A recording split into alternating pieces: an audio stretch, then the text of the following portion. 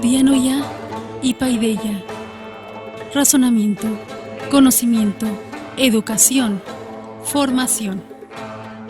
Un espacio para que difundas actividades culturales, arte, clases, conferencias, cursos, libros, seminarios, talleres y mucho más.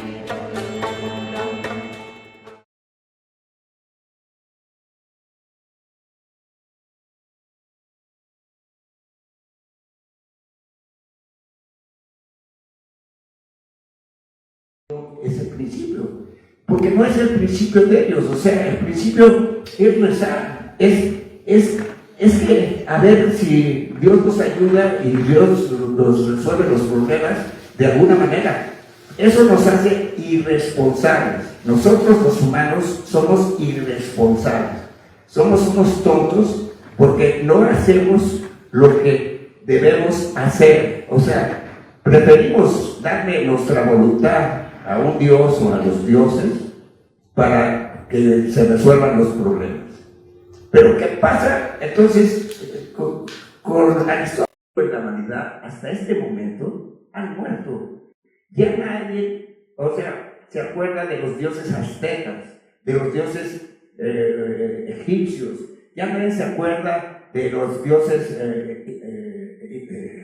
incas, ya nadie se acuerda de todos los dioses que han existido en la humanidad y que mucha gente murió por esos dioses y mucha gente tenía la fe que tienen ustedes por el Dios cristiano, tenía la fe por esos dioses y ya ningún Dios existe de esos, ya no existen los. Ahora, ¿puede existir otro Dios? Pues sí, puede haber otro Dios. ¿Puede existir otro Dios? Puede existir. Pero ¿de dónde nace? ¿De dónde nace la existencia de Dios? O sea, entonces la crítica de Nietzsche es que ya no hay dioses, o sea, han muerto los dioses. Pero lo que le interesaba a Nietzsche no era el concepto de Dios, sino era el concepto de la metafísica.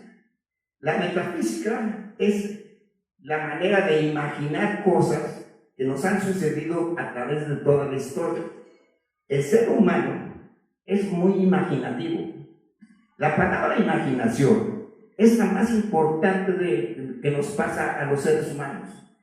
Imaginamos que nos va a ir bien, imaginamos que vamos a ganar dinero, que vamos a tener mejores negocios, clientes, que vamos a tener una mujer, que vamos a tener nuestros nietos, nos imaginamos que vamos a hacer aviones, nos imaginamos que vamos a hacer cohetes. La imaginación humana es impresionante. Si ustedes se dan cuenta cuántas veces usan en el día la palabra imaginación, se van a sorprender. Es impresionante la palabra interpretación, imaginación. Entonces, la metafísica, como yo la defino, es la historia de la imaginación humana. O sea, toda la historia que nos cuenta Antonio, que nos cuenta Fer, todo lo que quieran ustedes historia, es la historia de la metafísica, de las imaginaciones humanas. Ya te digo, ¿puede existir Dios? Sí, puede existir, pero hasta ahorita, hasta este momento, todos los dioses han muerto. Entonces muere también el dios de la metafísica. Y así mueren muchos dioses. Otros dioses que hemos endiosado. Por ejemplo, Stalin, Hitler, Mao Zedong, tantos políticos, tantas cosas que hemos interpretado nosotros, los seres humanos, como dioses que les hemos guardado. ¿Y cuántas muertes han sucedido a través de toda esa historia? La historia del cristianismo es la historia de guerras, de envidias, de poder, de dinero. La historia de la humanidad también es la historia del poder, de la inconformidad que tenemos los seres humanos. Hemos sido inconformes toda la historia de la humanidad. ¿Y por qué hemos sido inconformes? Primero que nada, porque somos miedosos.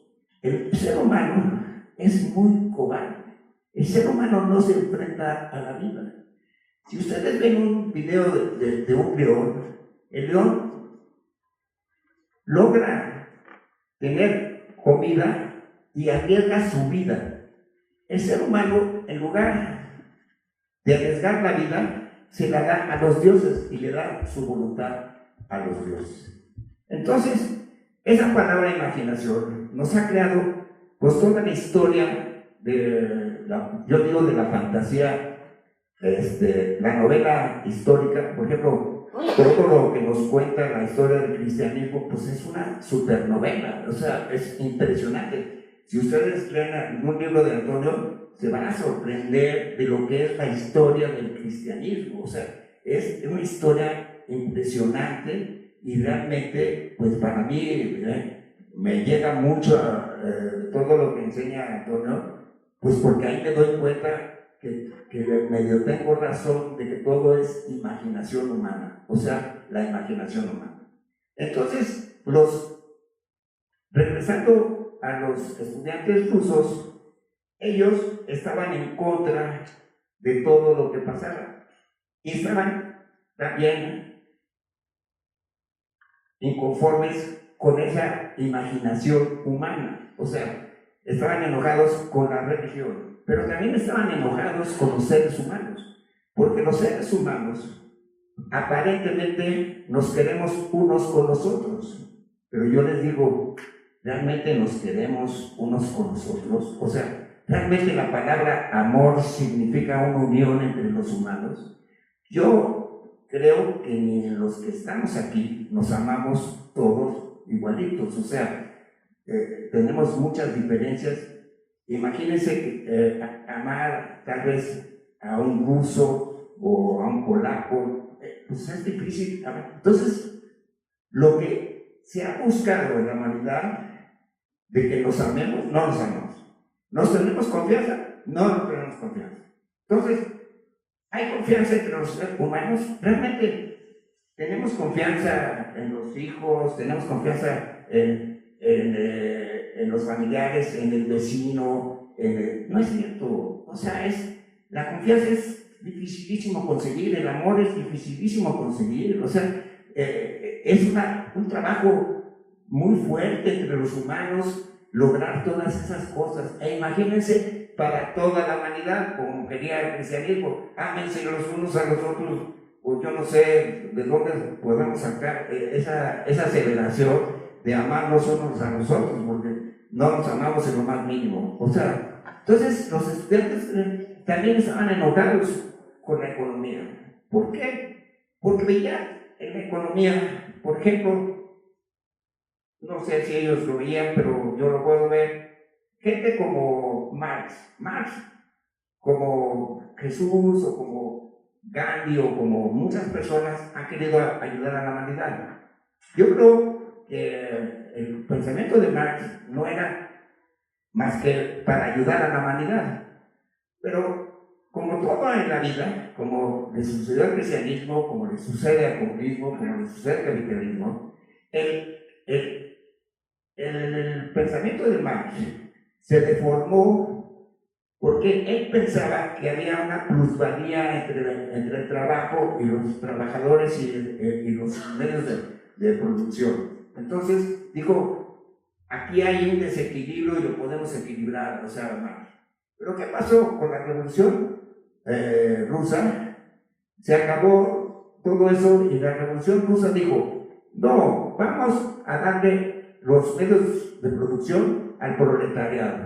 Y el proletariado nunca vio los medios de producción. Los medios de producción fueron manejados por los burócratas y por Stalin. ¿Y saben cuántas millones de personas mató Stalin? ¿Cuántas personas mató Mao Zedong? O sea, es infinito. Entonces, el comunismo se deformó como se deformó el cristianismo. En lugar de ser algo bueno para la humanidad, se resulta que no ayuda a la humanidad. O sea, no hemos resuelto los problemas humanos. Y por eso es el nihilismo. El nihilismo es una provocación para hacer cambios sociales. O sea, pero cambios fuertes, no como dicen los políticos, vamos a cambiar esto y va a salir muy bien. No, cambios drásticos. Por eso es mi ambición de ver el problema del nihilismo desde la filosofía, o sea, porque la filosofía trabaja en una forma distinta a la que trabaja la mayoría del conocimiento humano. Aquí, de alguna manera u otra, vamos a, por ejemplo, lo que dijo Nietzsche, que Dios ha muerto, créanme, las iglesias, por ejemplo, en Europa, ya están casi cerradas. Las de México, las pueden ver muchas cerradas. Los jóvenes ya no van a las iglesias. O sea, entonces está habiendo un cambio. O sea, no estamos de gratis, está habiendo cambios fuertes en la humanidad. Pero no van como quisiéramos, tienen que ir en un proceso. Nosotros estamos como humanidad en una época de mucha juventud en la humanidad. O sea, todavía somos unos niños, menos que niños, unos bebés, como humanidad. Dentro de 3 siglos, 4 siglos se van a reír de nosotros, de los problemas que están. Pero yo creo que la filosofía y movimientos como el nihilismo pueden ayudar a un cambio social, a un cambio para la mejora humana, para la vida de todos. Muchas gracias.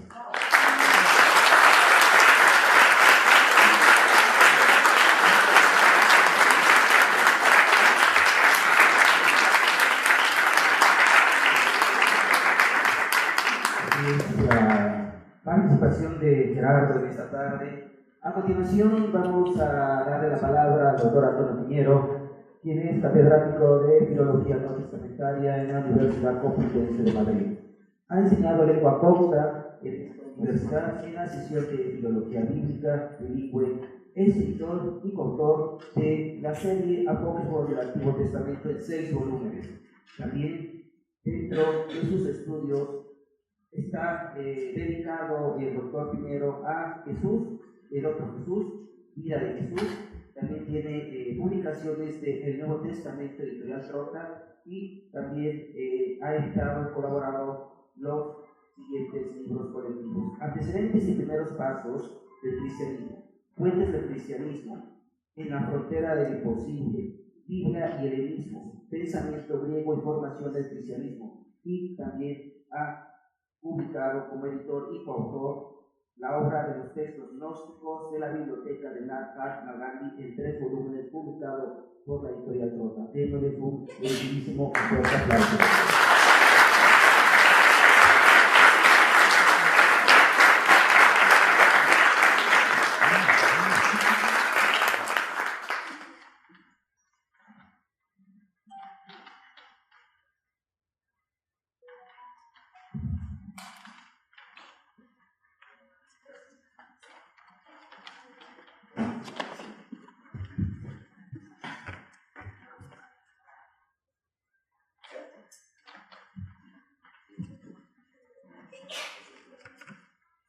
Muy buenas tardes. Yo me uno muy cordialmente a mis 2 colegas anteriores, agradeciéndole a ustedes su presencia aquí. Yo he estado 3 semanas prácticamente en México, invitado fundamentalmente por la Fundación Ética Mundial que dirige Gerardo Martínez, y ha hecho posible que yo tenga delante a un público interesado que en la mayoría de las veces no es tan numeroso como el que está aquí. Así que muchísimas gracias a su fundación, a todo el apoyo, Fernando también, en la UNAM y a todos ustedes. Pues bien, el tema del que yo voy a hablar hoy es el paso que se da entre el Jesús de la historia hasta San Pablo. Bueno, alguno dirá, ¿cómo que qué pasó? Pues primero vino Jesús, después vinieron los evangelistas y después vino San Pablo. Y yo digo, pues mire, ya esto no está empezando correctamente, porque primero vino Jesús, segundo vino Pablo y tercero vinieron los evangelistas que están influidos por Pablo. Es decir, hay un paso grande y una diferencia grande entre la teología y la idea de Jesús sobre Dios y la historia de Israel y la historia de la humanidad y lo que piensa Pablo de Tarso después. Y esto es lo que vamos a desarrollar aquí.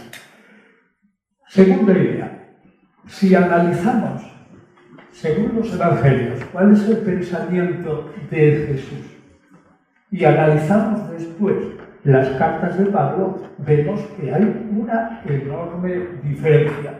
Pongo brevemente un ejemplo. El Evangelio de Mateo 5, 17, 18, que dice Jesús: no penséis que he venido a abolir la ley y los profetas. No he venido a abolir la ley, sino a dar su cumplimiento.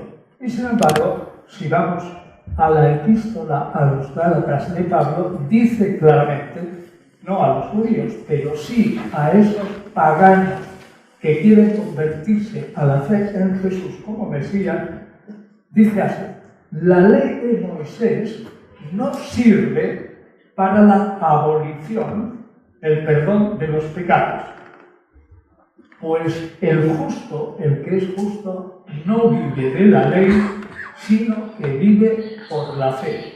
Como ven ustedes, son dos afirmaciones radicalmente contradictorias en apariencia. Bueno, pues entonces lo que yo pretendo brevemente, para no cansarles, es profundizar en la diversidad de perspectivas teológicas entre Jesús y Pablo. Al menos, empiezo por Jesús, al menos al final de su vida, Jesús pensó en ser el Mesías de Israel.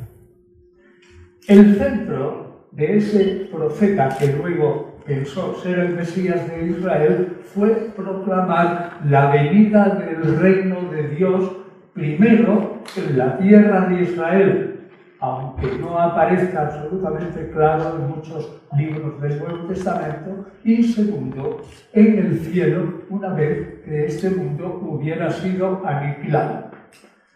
Tercero, Jesús fue un personaje absolutamente judío, pro ley, pro templo, aunque lo quería purificado, en pro de las sinagogas, de las enseñanzas judías.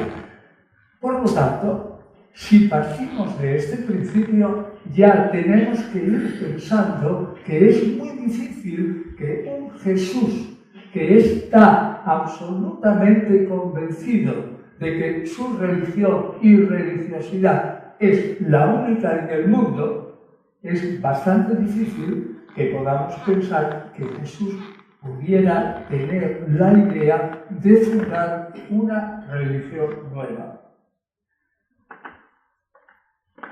Otro punto. Es muy improbable en la historia que Jesús quisiera formar una iglesia. ¿Y por qué? Porque estaba convencido de que el fin del mundo vendría en esa misma generación. Por lo tanto, no podría teóricamente fundar una iglesia que habría de durar por los siglos de los siglos hasta un fin del mundo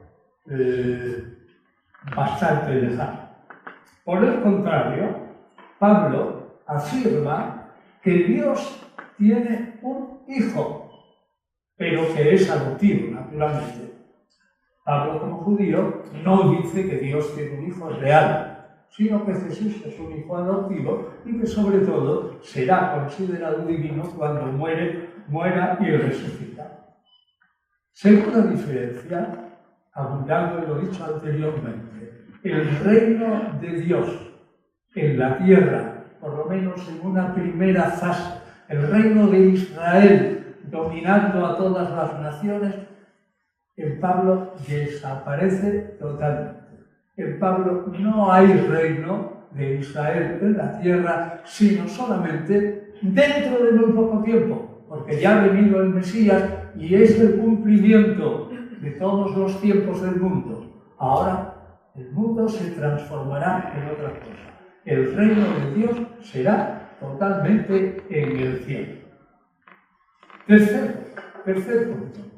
tras la venida del Hijo de Dios, el cumplimiento de la ley de Moisés completa, ojo a esta, la ley de Moisés, según Pablo, se divide en dos partes. Una es el decálogo. Esa ley es el decálogo, los 10 mandamientos, es universal y obligatorio para toda la humanidad. ¿Por qué? Porque esos 10 mandamientos, según el pensamiento judío, son el derecho natural y la ley natural, y están dentro del corazón de cada uno. Cada uno sabe perfectamente que lo fundamental no puede robar, no puede matar, no puede adulterar, tiene que adorar a Dios, etcétera, etcétera. Esa es la ley universal. Pero Pablo afirma que hay una parte de la ley de Moisés que es solo, atención a esto, que no se suele decir, es solo para los judíos. Y los mismos judíos lo dicen ahora. Ustedes pueden ir a preguntarlo. Pues bien, ¿cuál es esa parte de la ley que es solo para los judíos? 1. La circuncisión. 2. Las leyes de los alimentos. 3. La ley o leyes de la pureza ritual. ¿Y por qué? ¿Por qué solo para los judíos? Pues es bastante sencillo y lo dice claramente la Biblia. Porque los judíos, Israel, son el pueblo elegido de Dios y han de apartarse de todas las naciones. Pues dice Pablo, aquel pagano que convencido por lo que explicamos, dice él, o mis colegas, de que ha venido el Mesías, de que el mundo está cercano, de que ese Mesías es también de los paganos, ese tiene que creer en Jesús, pero no tiene por qué convertirse en judío. Es decir, tiene que unirse de algún modo espiritualmente a Israel, participa de la fe de Israel, de que hay un Mesías, pero afirma que el Mesías no es solo para los judíos, sino también para él. Pues bien, dice Pablo, Abraham recibió una promesa de Dios que él tiene 3 partes. 3. La primera, a tu descendencia la haré tan grande como las estrellas del cielo, tan numerosa, o tan numerosa como las arenas del mar. Segunda, a ti y a tu descendencia te daré una tierra que emana leche y miel. Y tercera, a ti, Abraham, te haré padre de muchos, numerosos pueblos. Pues bien, Pablo reflexiona en ese momento suyo de la llamada, es decir, Pablo, que es un judío, según los Hechos, recibe una visión de Dios en el camino de Damasco. A pesar de que los Hechos la describan de una manera, una luz, se oye una voz, en realidad no sabemos qué es el contenido exacto de esa llamada. Desde luego, piensen que esa llamada no fue, como dice mucha la gente, Pablo se convirtió al cristianismo. Pero por favor, si Pablo, según la historia, prácticamente recibe esa llamada 2-3 años después de la vida de Jesús, no había cristianismo ninguno. Todavía no se había fundado el cristianismo. ¿Cómo vamos a decir que Pablo se convirtió al cristianismo si el cristianismo no existía? Pablo recibe la llamada y esto es lo fundamental. Recibe la llamada que él, que antes era un perseguidor, resulta que es ahora el que tiene que cumplir la tercera promesa a Abraham. A saber, se han cumplido 2. Los judíos son numerosos, están extendidos por todo el mundo en el Imperio Romano. Los judíos tienen su tierra que emana leche y miel, que sirve, fantástico. Pero Abraham es solo el padre de un pueblo, el pueblo judío. No se ha cumplido esa promesa. Abraham, Dios prometió que sería padre de numerosos pueblos. Y entonces dice Pablo con toda razón, esto es evidente que aquellos paganos que de alguna manera se acerquen a Israel y se incorporen a Israel, tienen que seguir siendo paganos, porque si no, no se cumpliría, pero bueno, paganos en el sentido de no Israel. Porque si no, no se cumpliría nunca la promesa de Dios a Abraham, que ha de ser padre de numerosos pueblos. Y Pablo, en ese momento de la conversión, cae también en la cuenta de que no solamente es el momento final del mundo, porque ha llegado el Mesías, sino que cae también en la cuenta que él se había equivocado profundamente. Él había perseguido a los seguidores de Jesús, pero eso era un error. ¿Por qué los había perseguido? No lo sabemos. Él dice que los persiguió, no sabemos por qué. Probablemente los persiguió porque esos judíos cristianos, delante de los ojos de los romanos, seguían adorando a un Mesías que se había opuesto radicalmente al Imperio Romano y que por eso había sido condenado a la muerte en cruz. Es muy probable que Pablo viera que esos seguidores de Jesús eran una secta dentro de Israel perniciosa política y socialmente.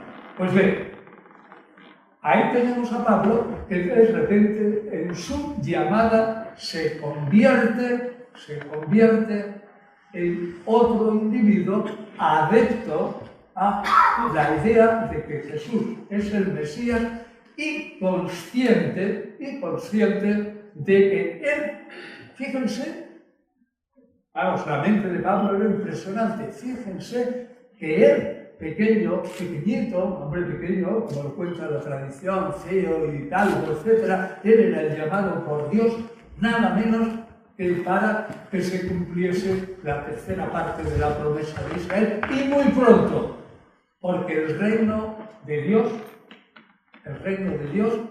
vendrá enseguida.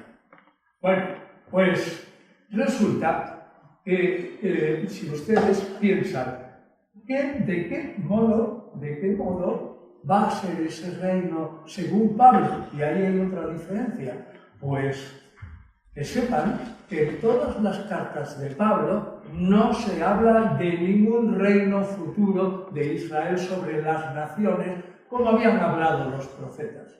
Solo habla de un reino espiritual, y eso lo tienen ustedes si vuelven a su casa, toman una Biblia, abren, si tienen tiempo, Primera Tesalonicenses capítulo 4, versículo 13 al 17, y verán cómo, aparte de que el fin del mundo pues, está enseguida, resulta que ese fin del mundo será cuando venga Jesús en su segunda venida, recoja a sus seguidores y los lleve ¿a dónde? ¿A un Israel aquí en la tierra, un Israel mejor? No. Exactamente al cielo directamente. Es decir, el pensamiento de Pablo ya suprime la idea de cualquier judío, incluido Jesús de Nazaret, que el reino de Dios sería primero en la tierra de Israel. Ya tenemos aquí realmente un cambio bastante claro en la mentalidad de Pablo respecto a Jesús de Nazaret. Pues bien, ¿cómo pensaba Pablo que había sido la historia de la humanidad hasta este momento? De lo cual no sabemos nada en los evangelios respecto a Jesús, pero leyendo las cartas de Pablo sí podemos saberlo. Él pensaba que la humanidad hasta ese momento se había ido degradando después del pecado de Adán y que ahora estaba en una situación desesperada, sumida en el pecado y en la corrupción. Segundo, Dios, apiadado de esa condición, se le ocurre enviar a su Hijo. Repito, un judío sabe que Dios no tiene hijos entre los hombres. Enviar a su Hijo es enviar a un hombre especial que Dios ha adoptado como hijo especialísimo. Adoptado. No es un hijo real, físico, un hijo adoptado. Y entonces ese Salvador viene aquí, predica: arrepentíos, el reino de Dios está cerca. Pero tanto las autoridades de Israel como las autoridades, solo no el pueblo, como sobre todo el Imperio Romano, al afirmar este Mesías, que el verdadero Dios de Israel es Yahvé y no Tiberio y no Poncio Pilato, pues lo atrapan, lo condenan en una ley romana, según la ley romana, y lo mueren y lo matan en la cruz. Ahora bien, Dios ha previsto desde toda la eternidad que ese hijo suyo adoptivo iba a morir en la cruz. Y con una mentalidad muy mediterránea, pensad que estamos en el siglo I y en todo el Mediterráneo oriental no hay salvación sin sangre. Es decir, que Pablo sigue esa mentalidad y piensa que ese hijo adoptivo de Dios ha muerto en la cruz, y ahora viene la idea luminosa que probablemente reciben esa revelación. Esa muerte de ese hijo adoptivo de Dios, Jesús, esa muerte es un sacrificio sangriento. Y gracias a esa sangre de su hijo adoptivo se ofrece así porque Dios lo quiere desde siempre, es como un sacrificio que borra todos los pecados del mundo hasta el momento, no solo de los judíos, sino también de los paganos de buena voluntad que hayan cometido algún pecado contra los 10 mandamientos del Decálogo. Bueno, pues tienen ustedes ahí la idea de que ese sacrificio es redentor por los pecados del mundo. Pero eso no es el pensamiento de Jesús. Porque Jesús, que se creía Mesías, cuando fue a Jerusalén en la última Pascua, fue a triunfar. Es decir, aquí estoy yo, estoy en Jerusalén, creo que Dios ahora va a instaurar su reino y ahora tendremos el reino aquí, el reino de Dios aquí en Israel.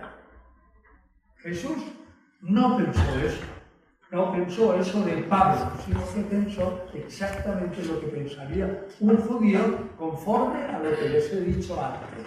Jesús es un judío integral. Pues bien, Pablo es claro que aquí modifica radicalmente ideas de Jesús. ¿Cómo se salvaba, según Jesús de Nazaret, cualquier hombre? Bueno, pues Jesús dividía también entre judíos y paganos. ¿Cómo se salvaba? Es decir, iría después de una especie de jauja feliz aquí en la tierra, iría así al cielo. ¿Vale? ¿Y qué es? ¿Cómo se salvaba? Pues si es judío, se tiene que salvar cumpliendo toda la ley de Moisés. Y si es un gentil, estamos antes de Pablo, si es un pagano, pues tiene que haber cumplido los 10 mandamientos.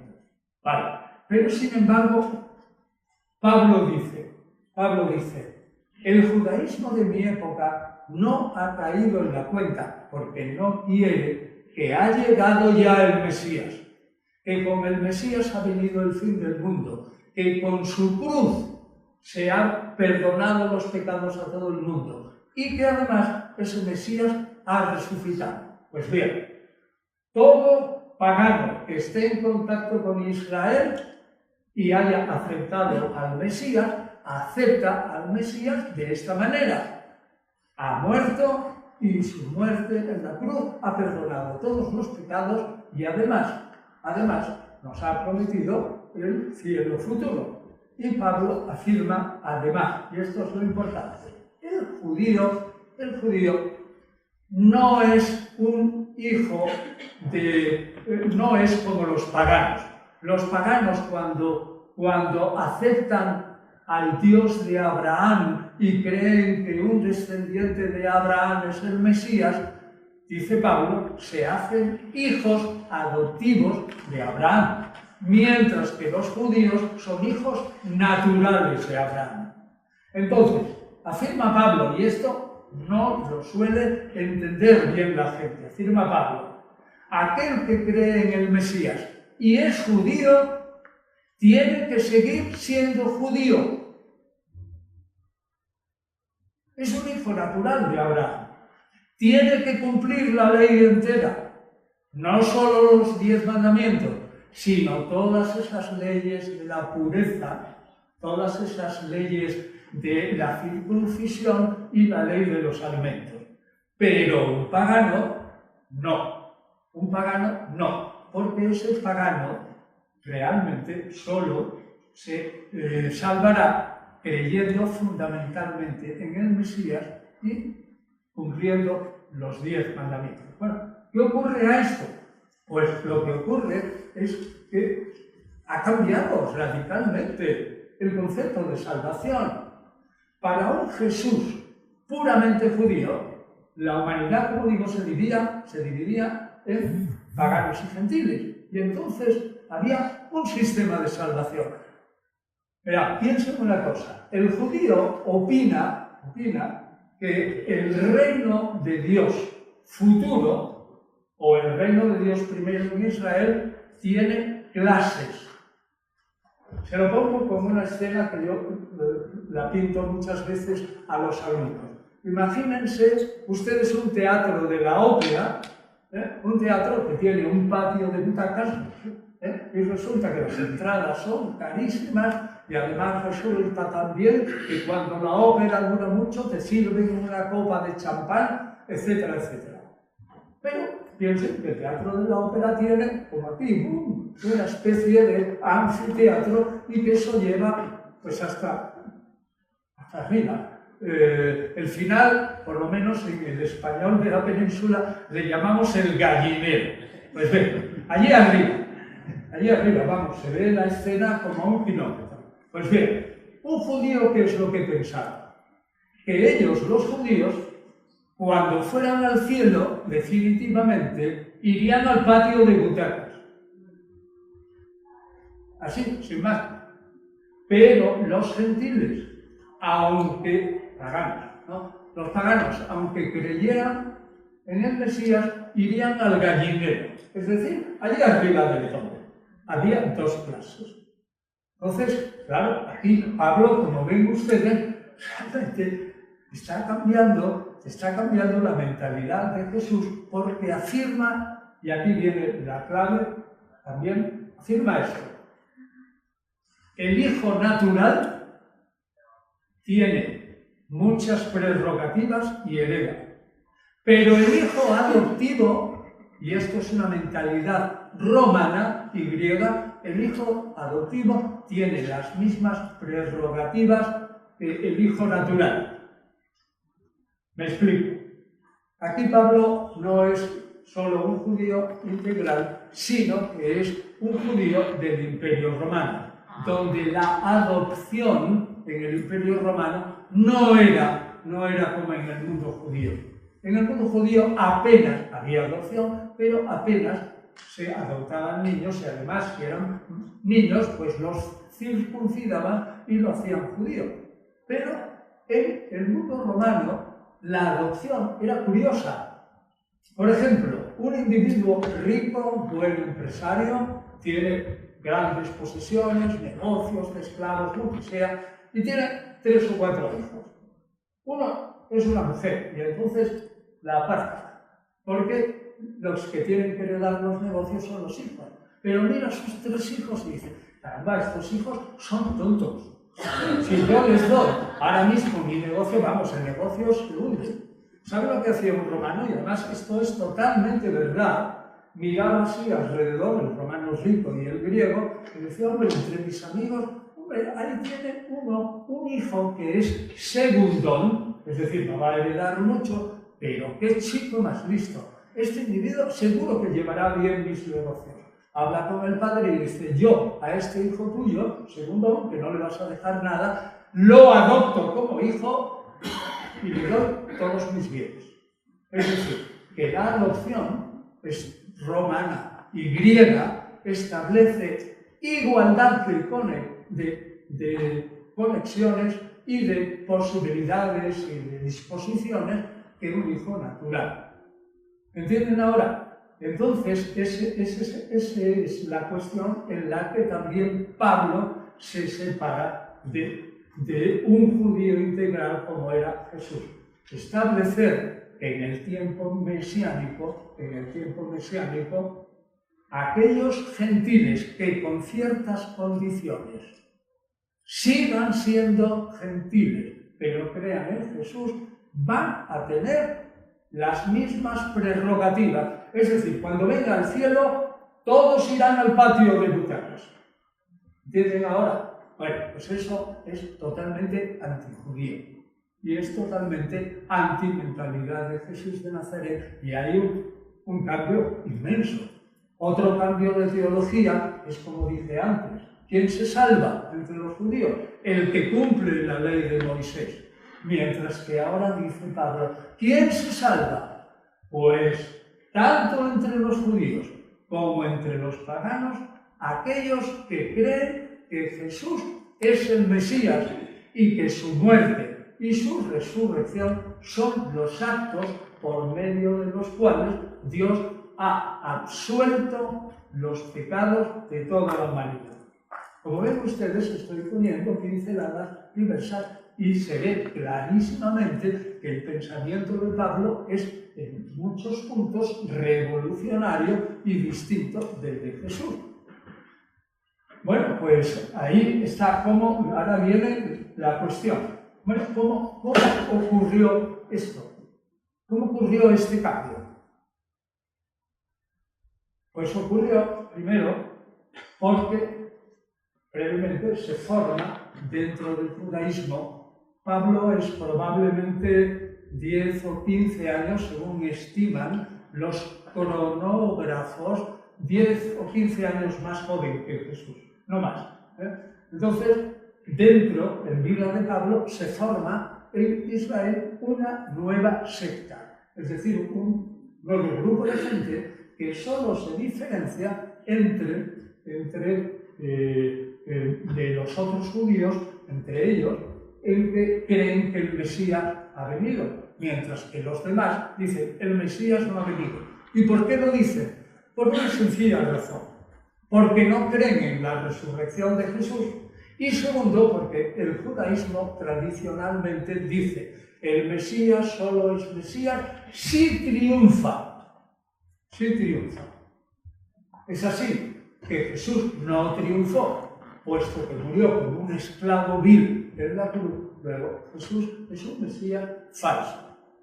Entonces, Pablo se encuentra con eso. Y él es un judío, que observa la ley, como dice claramente la epístola a los filipenses. Nadie me podía decir a mí que yo no observaba la ley mejor que cualquiera. Y entonces se le ocurre, por ese celo por la ley, perseguir a sus colegas. ¿Y por qué probablemente? Probablemente por estos dos motivos, o quizás por uno solo. Porque, como dije antes, una secta judía que sigue adorando a un Mesías que ha sido crucificado por los romanos, es decir, por ir contra la ley del imperio al proclamar que el único Dios de Israel no era Tiberio ni Poncio Pilato, el emperador Tiberio, sino Dios, Yahvé. Bueno, pues entonces una secta de esas es peligrosísima, porque van a venir los romanos Y no solo les van a matar a ellos, a esos que dicen que ese es el Mesías, ese individuo de la cruz, sino que nos van a matar a todos. Probablemente por eso lo persiguen. Y entonces, ese fue el primero y segundo paso. Ahora bien, viene dentro de esa gente que Pablo considera nocivo una reflexión, porque se lo plantea gente como Pablo. Vamos a ver, ¿usted por qué cree que el Mesías es un individuo que ha muerto en la cruz? Y entonces los que creen que ha resucitado y es el verdadero Mesías, lo que se les ocurre es la única solución para explicar a la gente por qué un Mesías puede haber muerto y resucitado está en las Sagradas Escrituras. Y la gente que se habían convertido en seguidores de Jesús empiezan a bucear en las Sagradas Escrituras y empiezan a encontrar pasajes que son mesiánicos, según los rabinos de la época, que se parecen a la figura de Jesús. Pero sobre todo una figura. En Isaías 52 y 53 se presenta a un hombre justo, que a su vez es el símbolo de la monarquía de Israel, pero es un hombre que sufre todas las penalidades. Lean ustedes cuando vayan a casa, pero vamos, si no saben esto así de memoria, qué es lo que dice Isaías 52-53. Es un justo perseguido a quien esculpen, flagelan, machacan, en fin, lo matan, y no queda claro en Isaías, pero parece que resucita, al menos en su descendencia. Y dice, claro, la Biblia, dicen los seguidores de Jesús, la Biblia está diciendo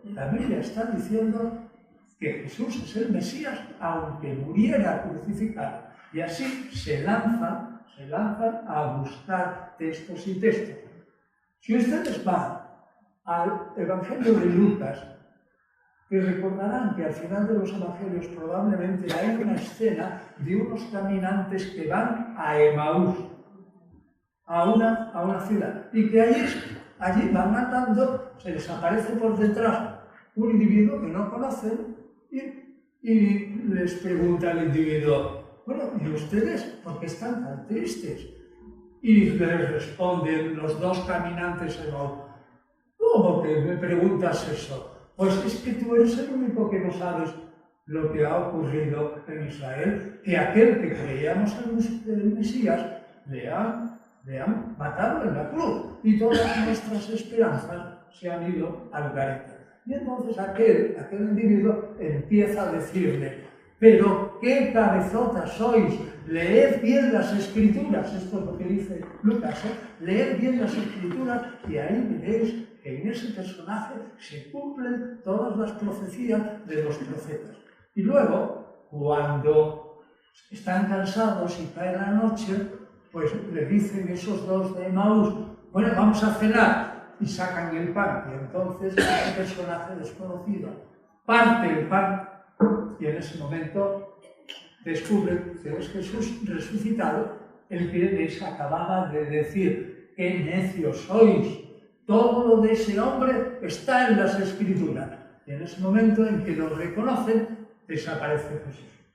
¿Cuál es la lección de ese capítulo 24 de Lucas? Que hay que ir a las Escrituras y caer en la cuenta que la muerte y resurrección es realmente el acto salvador. Pues bien, eso, respecto a una mentalidad de un Jesús histórico, que como dije antes, predica un reino de Dios primero aquí, en la tierra de Israel. Y alguno dirá, ¿de dónde saca usted eso? Hago un paréntesis. Dice, pues yo lo saco de Marcos 10, 30-31, donde dice claramente Jesús a sus discípulos, aquel que sea discípulo mío tendrá aquí en este mundo tierras, campos, hermanos y hermanas y madres, un montón de bienes. Y después la vida eterna. Y segundo, lo saco del Apocalipsis. En el Apocalipsis se ve claramente cómo los fieles al Mesías, el Cordero, viven sobre la tierra 1000 años. Han derrotado a Satanás la primera vez. Y luego, no sabemos por qué, se desata a Satanás y se establece la segunda lucha entre Dios y Satanás. Dios en ese momento delega al Mesías, que va también en un caballo blanco, pero en realidad esa segunda batalla es muy rápida porque ese caballero abre su boca, de su boca sale fuego y mata ya a todas las naciones de la tierra infieles y toma a Satanás y lo mete en un pozo de lago y azufre, esta vez por siempre jamás. Pues bien, yo me baso en Marcos y en Mesías para pensar que Jesús predicó como buen judío, primero, un reino de Dios aquí en la tierra y segundo, un reino de Dios en el cielo. Pues bien, Pablo niega eso. Y Pablo dice, cambia la idea de la salvación. Jesús es el predicador del reino de Dios.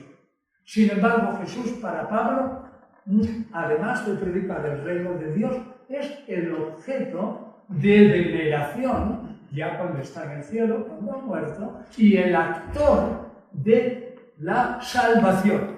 Y si tú crees que la muerte y la resurrección de Jesús son un acto de salvación, tú te salvas.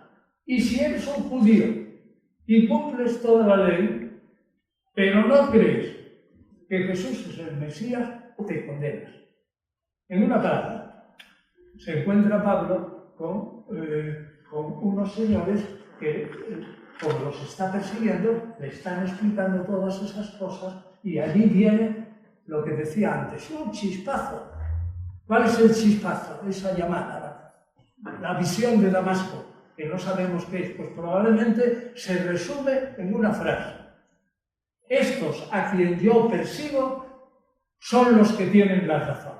Y de este se hace adepto a Jesús de Nazaret. Bien, entonces, viene la llamada, esa llamada en Damasco, y tiene que cumplir esa visión de convertir a unos gentiles, a algunos. Entonces Pablo piensa, tengo muy poco tiempo, muy poco. El fin del mundo está en esta generación. Yo mismo estaré vivo cuando venga el fin del mundo. Y sin embargo tengo que injertar a algunos gentiles en Israel. Y entonces lo que piensa, que él lo que tiene que hacer es ir a todas las ciudades que conoce y convertir a algunas personas que son paganos en adeptos de Jesús. Pero diciéndoles eso, tenéis que seguir siendo paganos. Pues bien, ¿cuáles son esas personas? Que Pablo se da cuenta que no tiene tiempo, él va corriendo, no bautiza, va corriendo de una ciudad a otra, y cuando llega al final de Asia, lo que es ahora Turquía, dice, ya se me acabó mi trabajo. Ahora tengo que ir a España, que era el fin del mundo, de ahí venía el océano y se acababa el mundo, a ver si consigo a unos paganos. Pues, ¿cuál es la idea?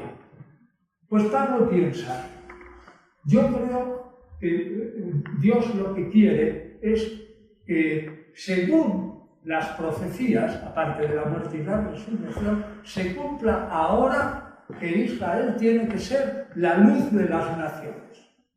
Es decir, Israel tiene que iluminar a las naciones, los paganos, que ha venido el Mesías.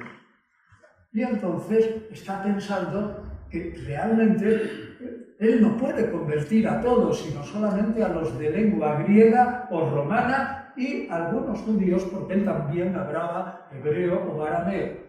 Pero probablemente lo que Pablo piensa es que los gentiles a los que ha de convertir son una representación. Un poquito de agua.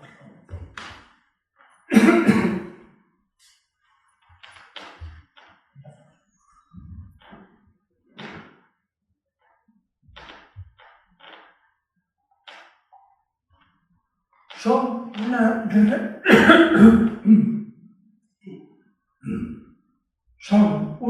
representación de los paganos de las 70 naciones que hay en el mundo, porque solo hay 70. Y se lanza en esa loca carrera a injertar, y dice, estos son paganos. Yo lo que voy a hacer, y lo piensa, y lo tienen ustedes en Romanos 11, creo que lo que me dice Dios, Pablo, que es un visionario, es que lo que importa es Israel. Y lo que hay que hacer es tomar a unos cuantos paganos, los que Dios quiera, los ha de injertar en Israel, exactamente como se injerta una rama de un olivo silvestre, un oleastro que no vale nada, en un olivo verdadero que dará unas aceitunas maravillosas. Y eso es lo que hace Pablo. Pero el problema de Pablo fue que dice muy bien que se injerten aquí y que sean hijos adoptivos de Abraham. ¿Saben cuál es el problema de Pablo? Que como él tiene esa mentalidad judeo-cristiana y además una mentalidad judeo-cristiana, es decir, judío y mesianista, y además es ciudadano de Tarso en el imperio y cree en la adopción, el pecado que comete es afirmarle a los judíos que estos paganos que se injertan como hijos adoptivos de Abraham, le dicen, tranquilos, israelitas queridos míos, sois los hijos naturales, pero estos son unos cuantos hijos adoptivos, y el error es decir, el hijo adoptivo irá al cielo, al patio de butacas. ¿Saben lo que significa eso?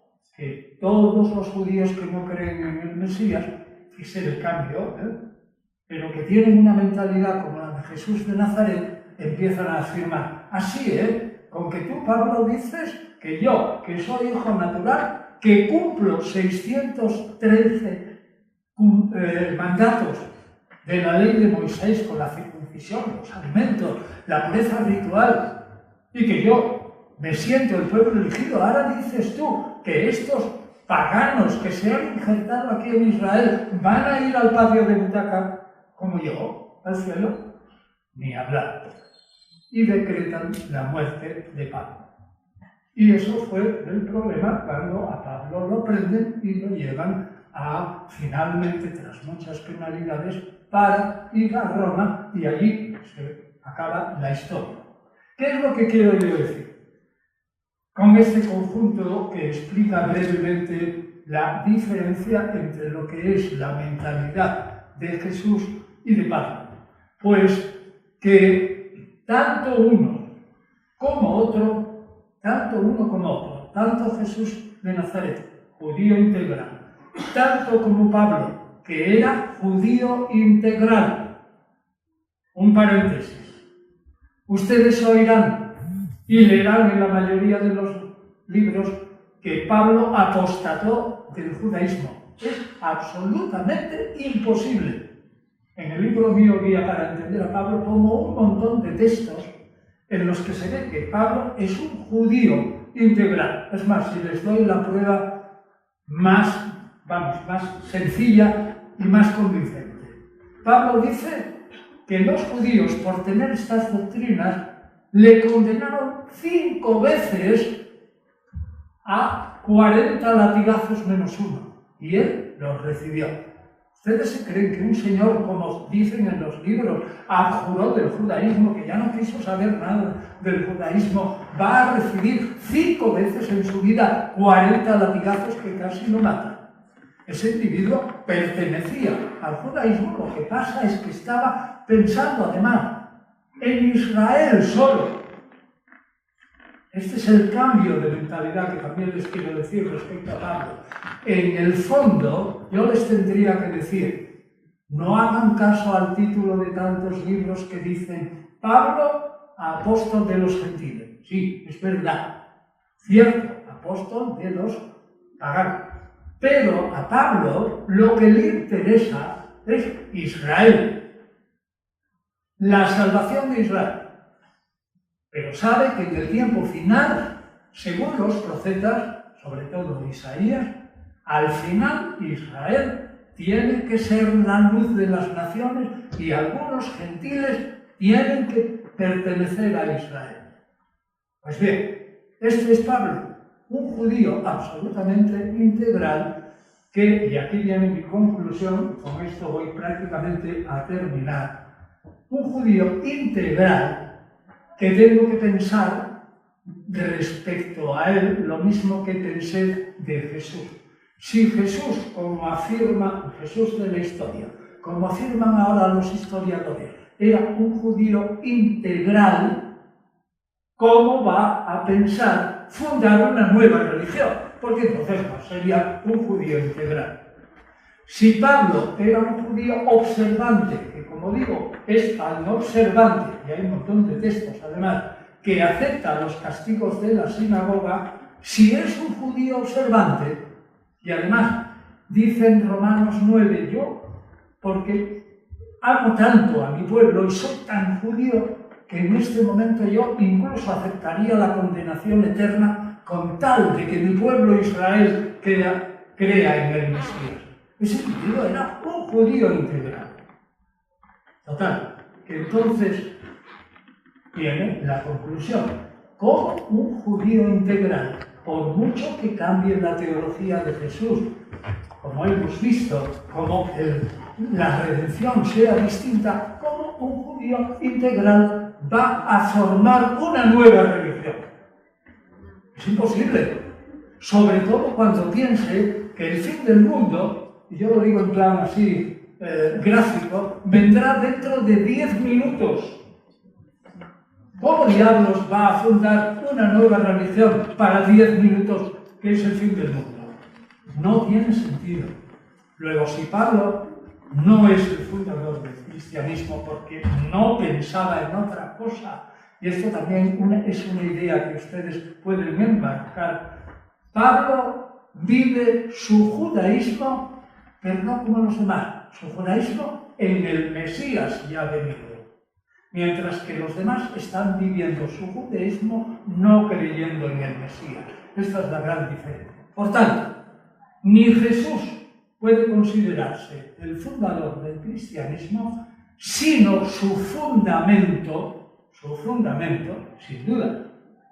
Sin Jesús no hay cristianismo, pero el fundamento. Ni Pablo puede considerarse el fundador del cristianismo porque él nunca lo pretendió.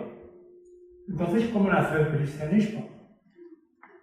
Pues nace el cristianismo por los discípulos de Pablo, que rápidamente, gracias a que los romanos dieron fuerte a los judíos en tres guerras, fundamentalmente 66-70, bajo Nerón, luego un segundo levantamiento bajo Trajano,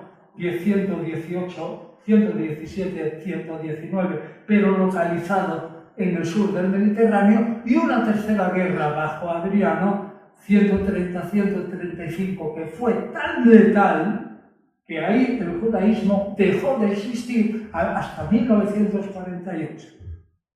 Sí que fue letal. Bueno, pues entonces, la pregunta es esto. Si yo acabo de decir que Jesús es el fundamento, pero no el creador, y que Pablo como judío tampoco es el fundador, ustedes me preguntan, bueno, ¿y quién es el fundador del cristianismo?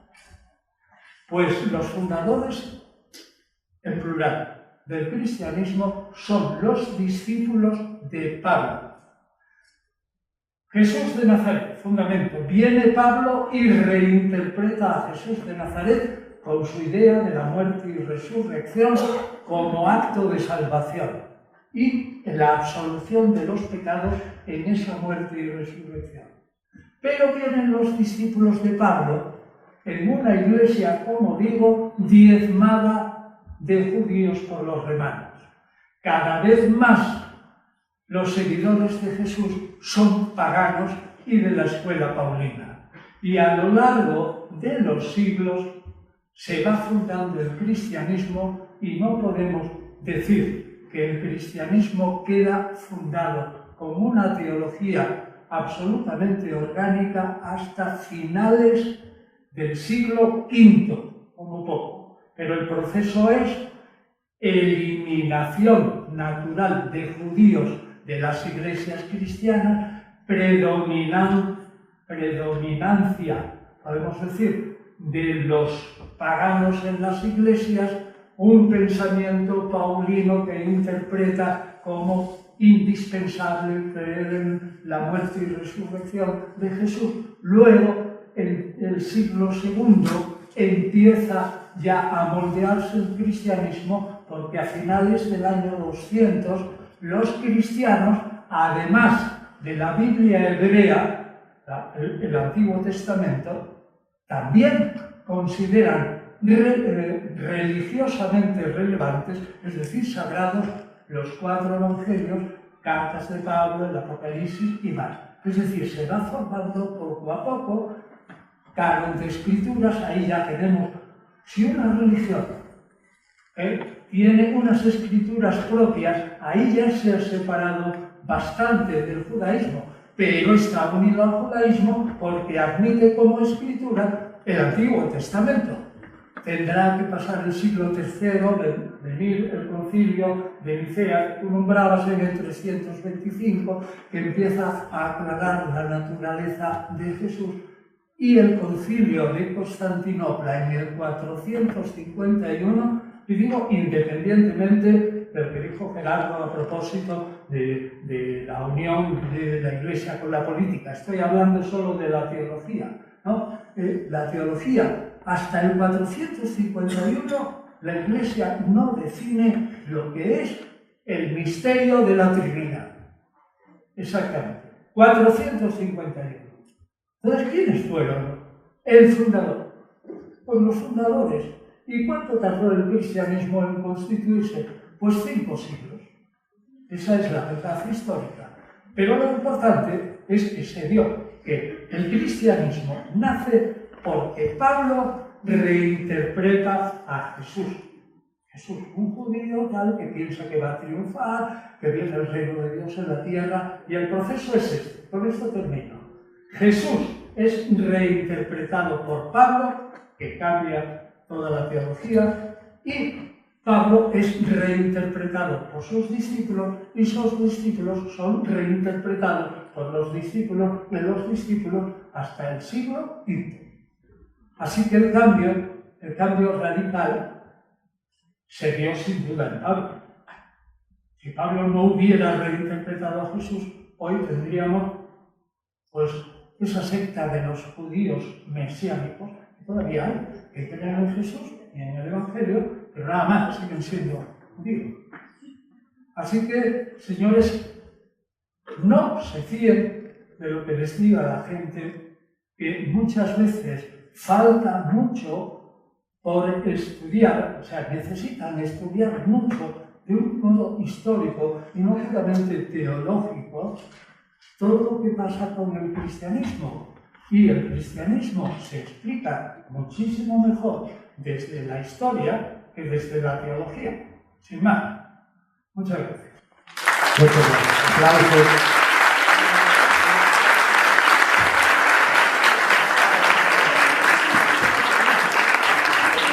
Un aplauso al doctor Antonio Piñero.